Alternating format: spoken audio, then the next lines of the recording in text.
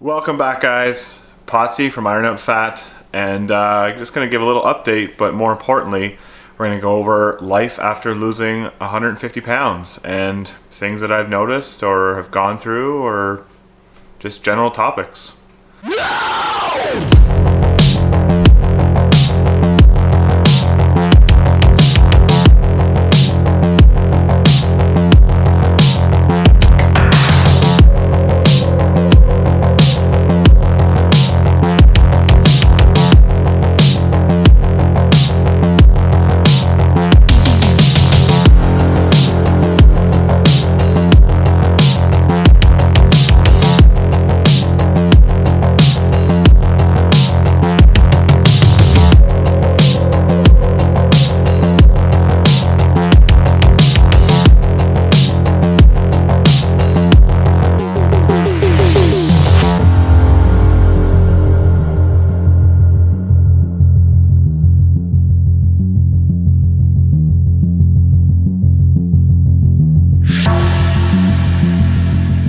Alright, so let's get into this. I have 15 points to go over.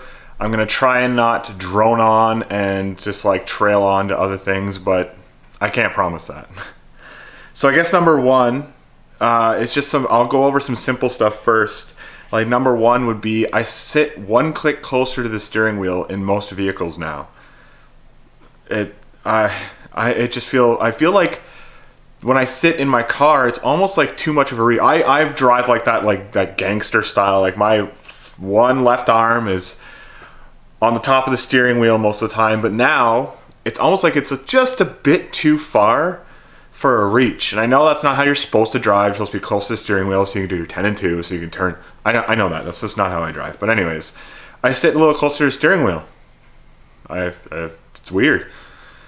So that was point number one. Point number two, sitting on chairs. So that used to be kind of like a stressor, something that was always in the back of my mind. When I saw a chair that was like those old plastic lawn chairs that look rickety or they've been sitting on the sun forever, the last thing you want as a big guy or a big person in general is to sit on a chair and have the legs just blow out on you. And trust me, I've had that happen. It sucked. It's very, it's not fun. So, like a previous story, I was sitting on a chair playing like a card game or something at a friend's house, and I've been sitting on it for like a good 15-20 minutes just playing this card game. All of a sudden, boom, the legs just like blew out of her, and the legs just went, like the front two legs just went out. Anyways, it was horrible. I was embarrassed, weighing what I weighed before, and here's a before picture of what I used to weigh or what I used to look like. And it's embarrassing. So every time you'd go somewhere to, somebody would offer you a chair or there's just a chair hanging out, you're always thinking to yourself, like, you like do a little sturdy check before you get on that chair just to make sure she's like halfway sturdy. And then when you go to sit down, you ease down onto it. Interruption. Got my sugar-free little Starbucks coffee thing. But anyways, sitting in chairs, and then that leads to stuff like sitting in public transport or on a plane. I never had a huge issue with sitting in a plane. I fit. It was snug, definitely like it was a snug fit, but I fit, and the seatbelt just went around me. But that's something that also, like when I first got onto my first flight, like commercial flight. And I was like, it didn't hit me until I like got on the plane. Like, oh crap! Like, I've heard these seats aren't like made for really big people. Like, am I gonna fit? Luckily, I didn't have much of an issue. It was fine. But that's just more stress. It's just like there's the things you think about all the time when you're getting up into like those heavier weights, where your size is affecting normal things you want to do.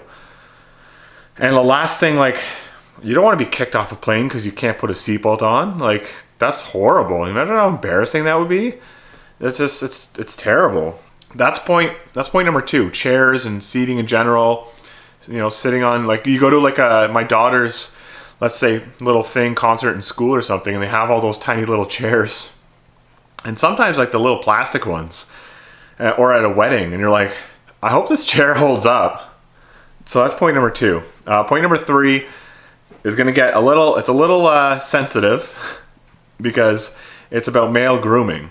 Now I'm going to tell you, I still kept my male grooming up pretty well, but when I lost all the weight, boy was it easier.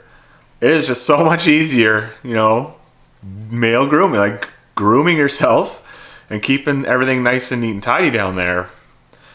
Because I don't like letting it get too unruly. Anyways, that is a topic in itself. But that's point number 3. Male grooming is a lot easier. So moving on, point number 4 is a weird one. It's just little things. These are just all little things that I've noticed that are they're nice. It's nice to be able to do normal things. And by the term normal, right? I say normal like you see it on TV or movies where, the guy comes out of the shower and he's got a towel wrapped around him or around his waist.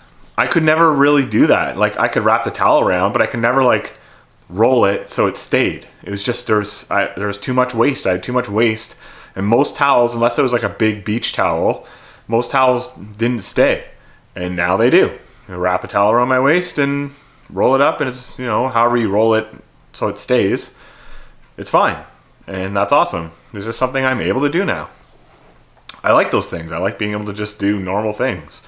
Can you imagine getting a towel and it's just you have to get bigger towels to just suit your size? It just seems odd. I know maybe towel companies should make bigger towels. I don't really think so. That's not the way I think. Towel companies make towels in a general size for the general public. And that topic can go on forever. The whole why don't they make things for bigger people? I think that's just a money thing when it comes to making items for the majority of the public. So another one, this is going on to point number 5. I don't find myself being as materialistic as I was in the past. So I still am. I still like my brand name stuff. I like looking good. I like having my watches, my hats, Under Armour shirt that fits, I like having my nice stuff, you know what I mean? My Under Armour shirt. And I don't know if you've noticed, but brands like that don't make most of their clothing in large size. They may say 2XL and 3XL, but those 2XL and 3XL sizes, they're not that big. Where you could go to I think it's there's a certain brand in Walmart that whatever their clothing brand is, their 3XLs are pretty big. They're a lot bigger than Nike, Under Armour, Adidas. They're more stretchy. So when it comes to brand name clothing, you could definitely fit into those better. So when it comes to Materialistic, I also mean I have a little sports car, and I like that my sports car isn't me. It's not that that's he is that's his sports car. That's who he is. He's the guy that owns that sports car, and nobody else really owns one of those, or maybe one or two. It's very rare, but he's the guy that owns that. I'm not just a one-trick pony here. You know what I mean?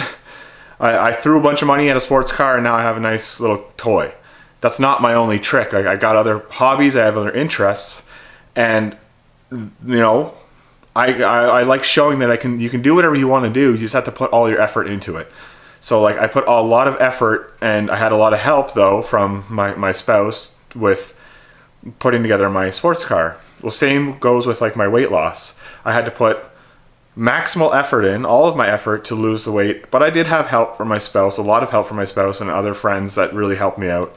But I'm not just this one guy that has the sports car, that one guy, that has that really big house or that one nice truck, and that's what they're known for. I don't like that idea that you're just known for one thing.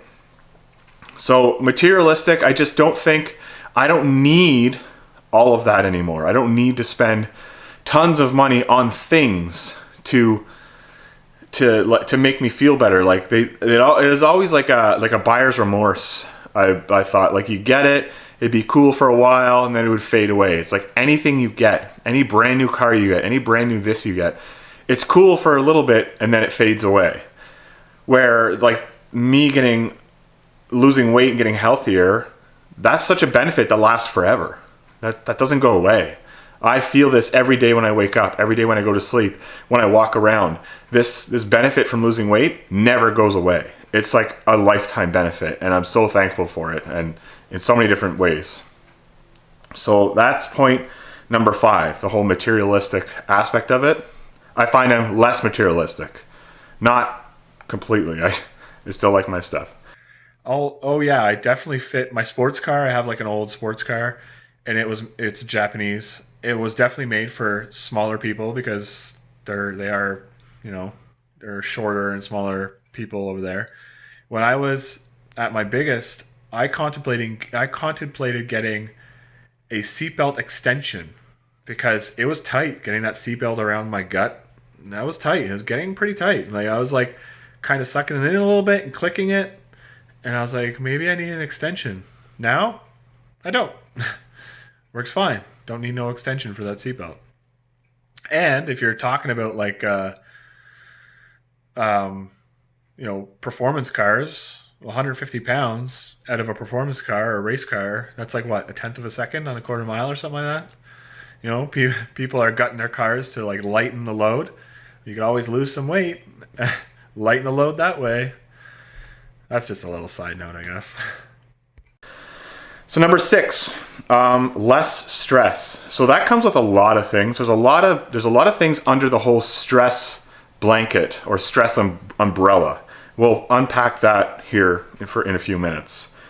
So one of them is my job. So I don't know if you've picked up on this yet or if I've mentioned it here or there, but my job is I'm in the Canadian Armed Forces, and it demands that I have a certain fitness level. There are fitness tests.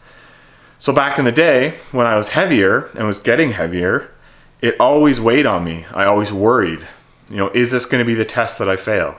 I've never failed a fitness test in the past, but I came really close once, but is this going to be the test that I fail? And it's embarrassing for me. It's embarrassing for everybody I know, my family, my friends, in my point of view, if I failed that, because that's my job. I'm expected to meet some standards here. And it's embarrassing for my chain of command, like everybody that's above me, because then they look at me and they look at me and say, like, what are they going to say? They don't want to be rude, but realistically, if I don't have any medical limitations or medical issues that cause this, it's my weight. It's because I was too big and I just couldn't meet the standard or get my time under a certain time for that certain exercise or whatever it was. And like I also have like my back issue, but that wasn't holding me back as much as the weight was. And I actually recently passed one of the physical fitness tests. My back didn't shift out of alignment, thank God, and I was so happy about that. And you know what? That comes along. That's another topic. But if you think about it, maybe the incident that had caused my back injury to happen, maybe it wouldn't have actually happened if I wasn't carrying around an extra, all this extra weight for the last 20 years. Because maybe that extra weight for the last 20 years has been pounding down on my spine and weakening it, and my lack of exercising, like my core and all that. It was like a compounded effect to that. When the incident happened, it might not have happened if I wasn't so overweight for so long. So anyways, the stress of meeting my work standard or what my work demands me to be at, I don't know how to, I'm just kind of trailing off here. I don't stress about that anymore. It's kind of like it's something that I don't have to worry about. I know, other than like my back, which hasn't caused an issue in about 2 months now, I can go and do that test and pass it, and it's not something I worry about. I don't have to worry about. I wasn't stressed doing it. When I mean stressed, I mean physically stressed. When I did the test, I didn't have to push myself to the point where I thought I was going to throw up just to pass the test. I passed it. I was breathing moderately. I wasn't like heavy breathing trying to get through it, and that's nice. It's nice that I don't have to stress about that anymore, because when I was heavier, I would pass the test and it'd be like, oh, thank God, like I got another year, and I made it again. I did it again. I got another year till my next test. But then as that year went on, slowly in my head, I'd be thinking, okay, this test is coming up. You're gonna have to do it, and are you gonna pass it this time? Have you done anything to make sure you're better than last time? And it's just, I don't have to worry about that anymore. It's not on my shoulders anymore, which is nice. So that's part of the stress factor that I'm talking about when it comes to being overweight. So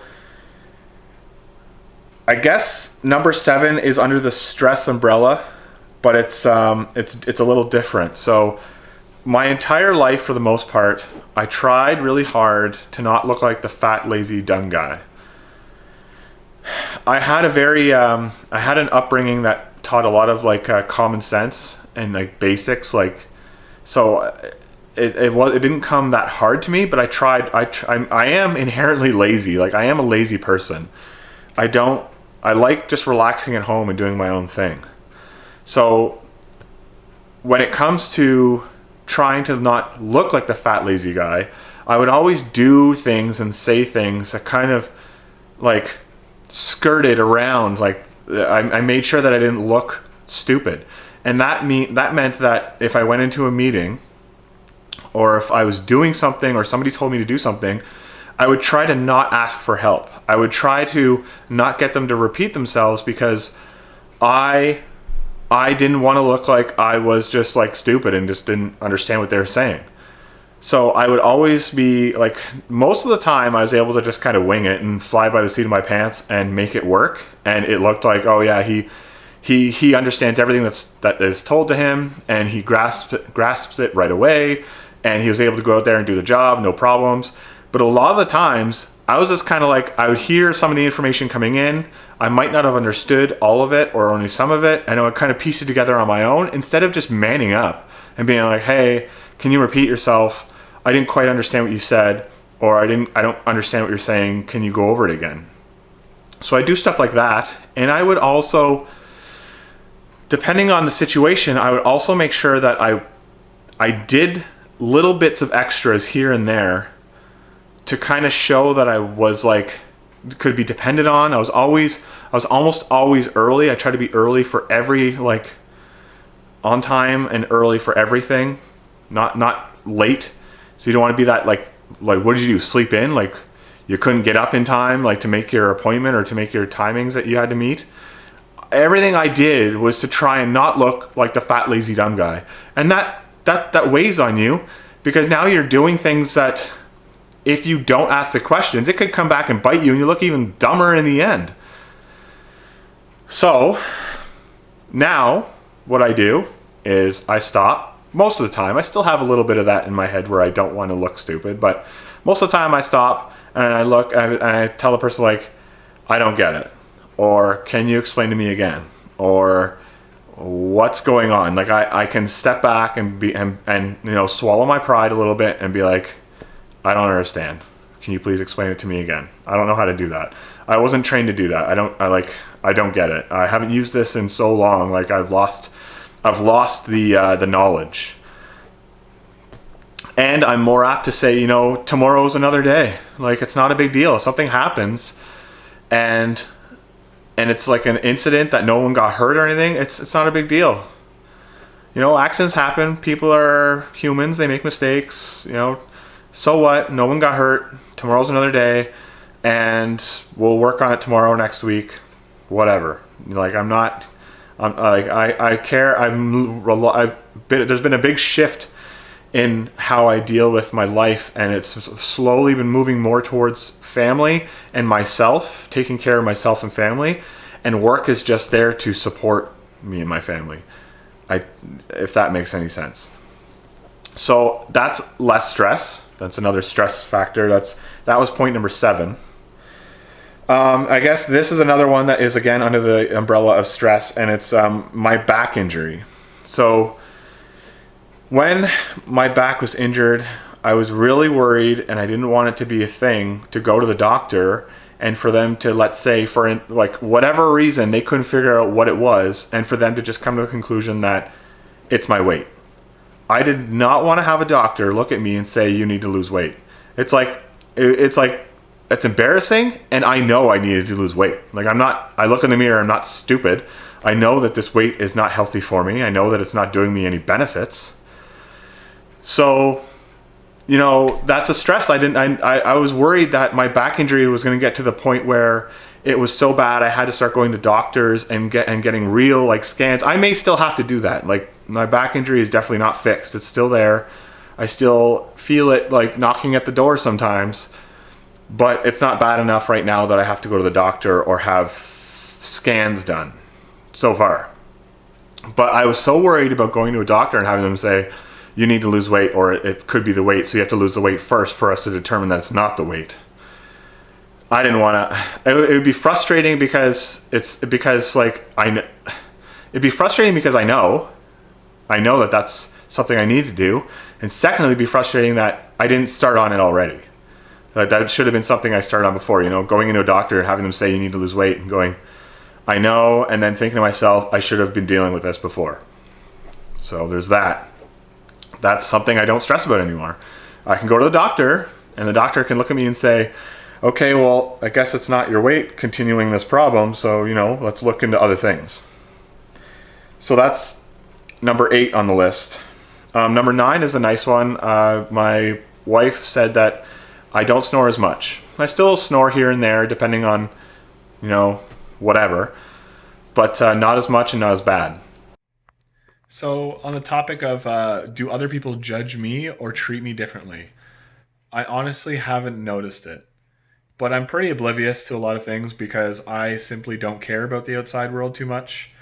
I'm pretty nonchalant. Like, other people's business and what they do and what they want to do and how they look at me or how they do, I completely shut out the world.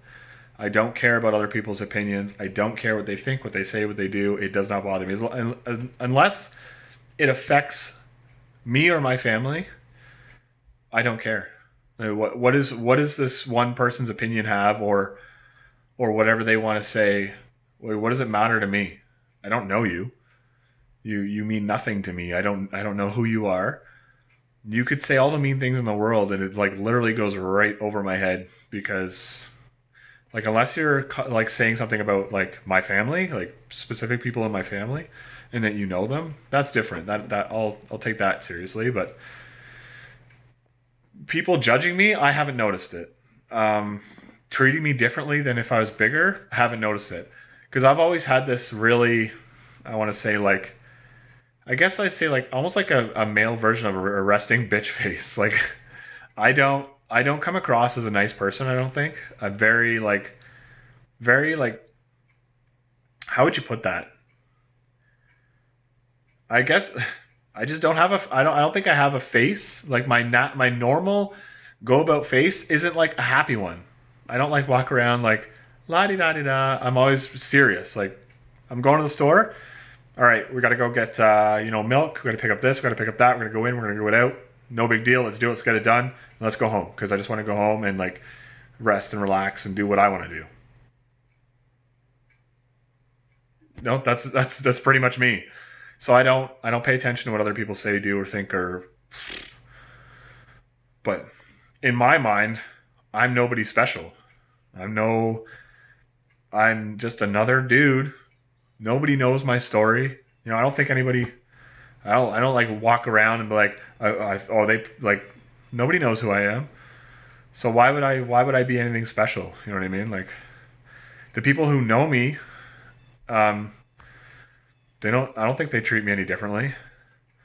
The only thing that I find is a little different is just purely workplace related, because in my job, I'm expected to be, a physical fit standard is there.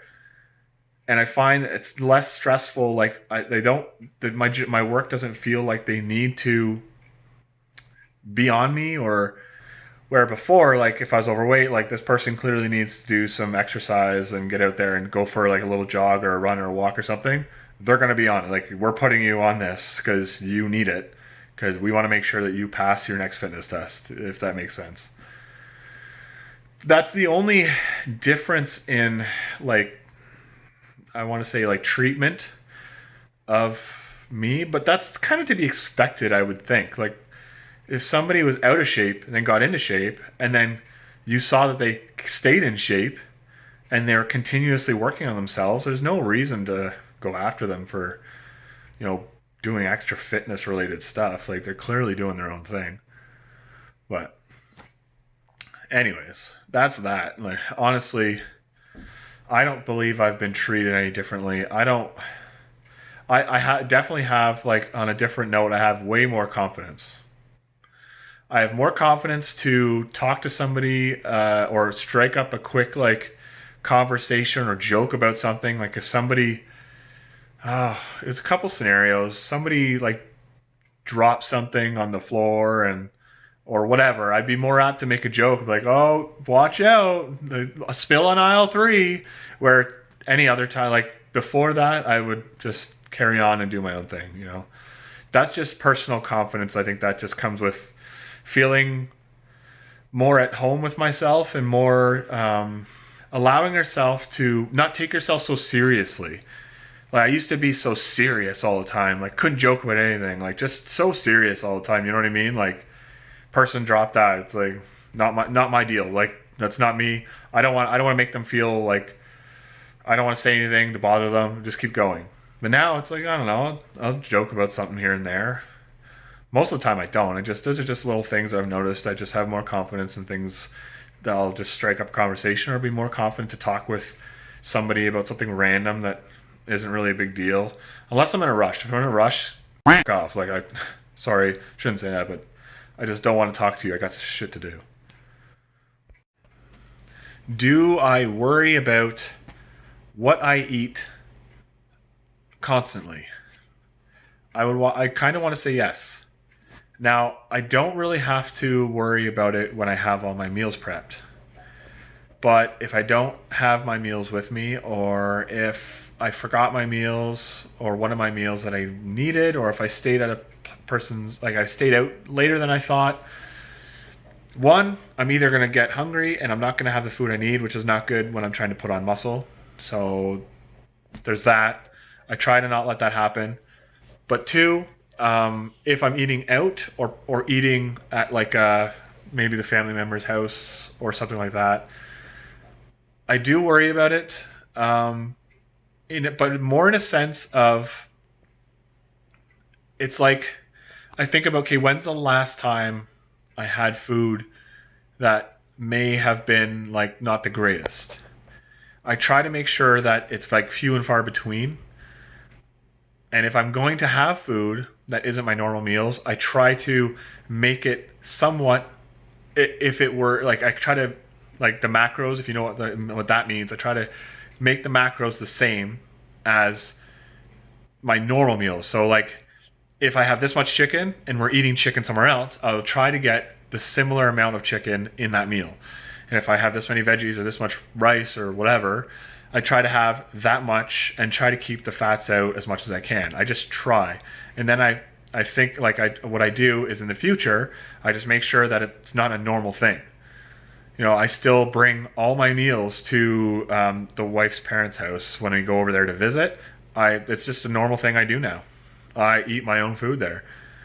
They still ask me if I have my own meals, and sometimes I'll say yeah, but it depends if they're eating, like, a really healthy meal. Like, let's say, like, it's just chicken and, like, vegetable or something, then I'll eat what they're cooking and I'll have that. But it all depends. Like, if we weren't planning on going, I'm not going to eat their food when they didn't plan on me eating it, because they thought I typically always have my own meals. And I usually eat my own meals anyways, so that's completely fine. Just because it's just, in my head, when I'm thinking about, my food intake, my calories, my goals, food is, like, literally 100% of everything. You need to be on point with your food to make your goals happen. You're not going to out train a shitty diet, so you're not gonna be able to do ridiculous amounts of cardio for the rest of your life just to keep your metabolism so high, burning so many calories. Like, you can't sustain that forever. I know, like, going through some training aspects of the military, I was burning off ridiculous amounts of calories and eating ridiculous amounts of food and still losing weight. I lost like 50 pounds in like 3 months, but it's not sustainable. I was still eating whatever I wanted and losing weight, but that's not sustainable. There's no way you can keep doing that kind of activity daily. Like you have regular jobs. Back then in those training exercises, my job was getting like beaten into the ground physically, like walking with tons of weight on your back, running every morning. Like, it was ridiculous. You can't keep that up. Most people can't, unless you are a millionaire and you don't have a job and you just want to beast yourself daily just because you want to eat whatever you want to eat. That doesn't sound like fun to me. So I think that's it. I think I said 15 points, but I'm pretty sure it's only 11. I think it came to like 11, but I've droned on. It probably sounds like 400 points. But I hope you like this video. I just wanted to touch base, life after losing 150 pounds. What's it like? The benefits, the negative benefits. I don't think there's very many negatives, to be honest. It's mostly positives. But the things that I've noticed and different things that have happened and gone on. And now, if you check this picture out, this is like the most recent picture. I've now finished my bulk, and I'm going to try and cut away some of the fat and see what the differences are. So I'll update you whenever I update you. But keep staying strong, push forward, push through it. Like, go after your goals. Be 100% committed and just go for it. And if you fail, get back up and do it again. Don't forget to like, comment, subscribe, share this shit with everybody you know. Till next time, guys.